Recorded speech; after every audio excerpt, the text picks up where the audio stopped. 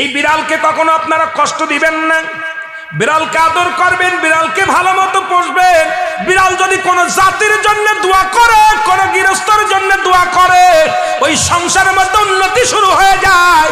ওই সংসারের মধ্যে আর এক নাম্বার হলো, যে ঘরে বিড়াল থাকে সেই ঘরে জিন আসতে পারে না, জিন বাস করতে পারে না।